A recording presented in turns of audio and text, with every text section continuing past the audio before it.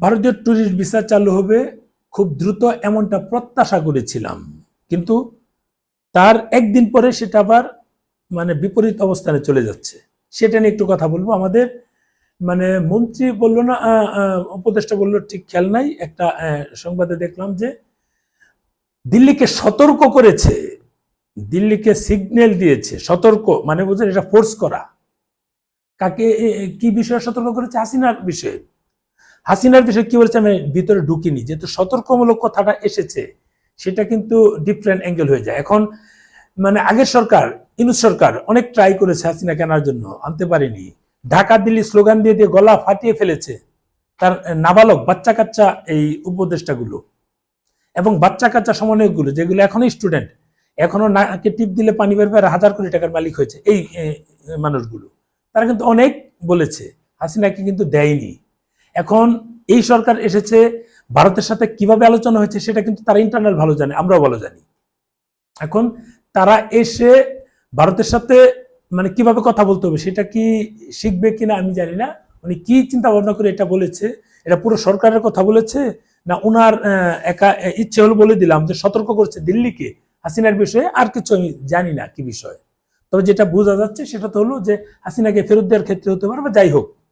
এখন দিল্লিকে এত সহজে তাকে ফেরত দেবে কিনা, যদি এটা নিয়ে ফোর্সই করে বা সতর্ক করে, তাহলে কি সম্পর্কটা কি বৃদ্ধি পাবে না কমবে? হাসিনাকে কিভাবে আনবেন না সেটা আইনি প্রক্রিয়ার বিষয় আছে, সেটা সময় সাপেক্ষ বিষয়।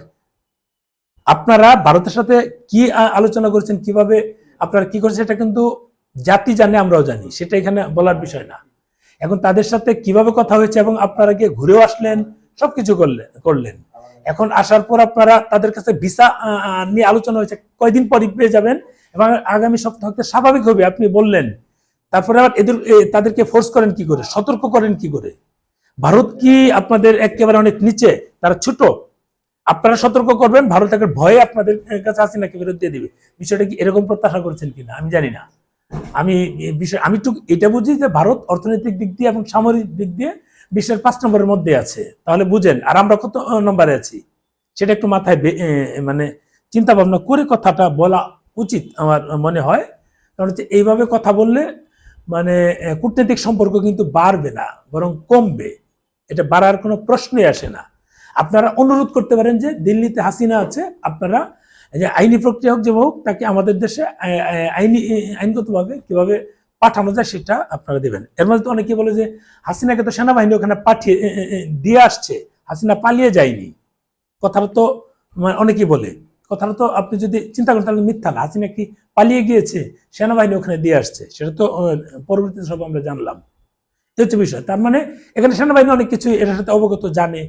সেনাবাহিনীকে ওভারটেক করে আপনারা যদি পালিয়ে যাওয়া হাসিনাকে এগুলো কথা বলেন, তাহলে সম্পর্ক বাড়বে না, বরং কমবে। এটা আমাদের বিষয় না। আমরা চাই দুই দেশের মধ্যে সম্পর্ক ভালো থাকবে। আমাদের যে সরকার ভারতের সাথে একটা বন্ধুত্ব সুলভ আচরণ শুরু থেকে করছে, আশা করি এরকমই থাকবে। দুই একজন লোক এদিক সেদিক বলবে, সেটা অতি আবেগতাড়িত হয়ে যায়। ক্ষমতায় বসলে যে জ্ঞানী হয়ে যাবে সেটা ভাবার কোনো সুযোগ নাই। আমরা প্র্যাকটিক্যাল আছে, আমরা অনেক কিছু বুঝি। যাই হোক, যে হাসিনাকে কিভাবে আনবে সেটা পরের বিষয়। আমাদের মাঝে যে দুই দেশের মাঝে সম্পর্ক বৃদ্ধি পাচ্ছে, সেটা যেন বৃদ্ধিতে কোনো বিঘ্ন না ঘটে। যদি সম্পর্ক বৃদ্ধি পায় তাহলে আমরা ট্যুরিস্ট ভিসা প্রত্যাশা করতে পারি, আর যদি সম্পর্ক বৃদ্ধি না পায় তাহলে আমরা ট্যুরিস্ট ভিসার প্রত্যাশা করতে পারি না। যেটা আমরা স্বপ্ন দেখছি, মে মাসের সেকেন্ড সপ্তাহের দিকে খুলে যেতে পারে, সম্ভাবনা আছে। কেউ কিন্তু নিশ্চয়তা দিতে পারে না, কেউ না, আমরাও দিতে পারি না, ভারত নিজেও দিতে পারে না, কারণ সিচুয়েশন কি হবে আমরা জানি না।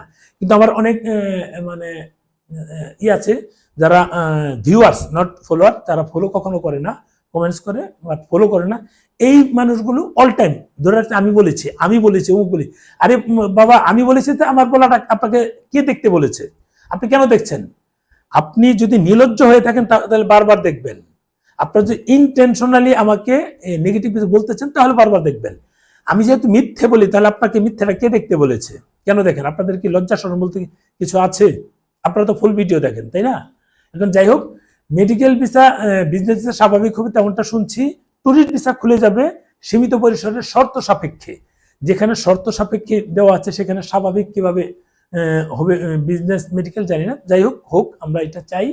শর্ত সাপেক্ষে যদি খুলে সেটাও আমরা চাই, যদি শর্ত সাপেক্ষেও খুলে সেটা দুই দেশের মধ্যে বন্ধুত্ব সুলভ আচরণ থাকতে হবে। আমাদের ওখানে উগ্রবাদী কথা বলা যাবে না, তাদের ওখানে বলা যাবে না। দুই দেশের মধ্যে একটা সম্পর্ক ভালো হবে, মানে দুই দেশের সম্পর্ক আরো বৃদ্ধি পাবে, তখন ভিসা প্রক্রিয়াগুলো স্বাভাবিক হবে, তেমনটাই আমরা বুঝি, আমরা প্রত্যাশাও করি। আমরা চাচ্ছি যে স্বাভাবিক হোক। আমাদের সরকার যেভাবে ভারতের সঙ্গে সম্পর্ক এখন বৃদ্ধি করছে, দু একজন লোক কি বলে সেটা চিন্তা নিশ্চয়ই আমাদের মেন যে গভর্নমেন্ট আছে উনি সেগুলো মানে ডিনাই করবে নিশ্চয়ই। আর যদি মানে এইগুলো সাইড রেখে ভারতও যদি বুঝে যে কিছু লোক কিছু বলবে, যদি আমাদের সম্পর্ক স্বাভাবিক হতেই থাকে, তাহলে তো আমরা প্রত্যাশা করতেই পারি যে মে মাসে হয়তো বা খুলে যেতে পারে, হয়তো বা। আমরা তো কোনো নিশ্চিত বা নিশ্চয়তা দিতে পারি না। ভালো থাকবেন, শেয়ার দেন ভিডিওটা।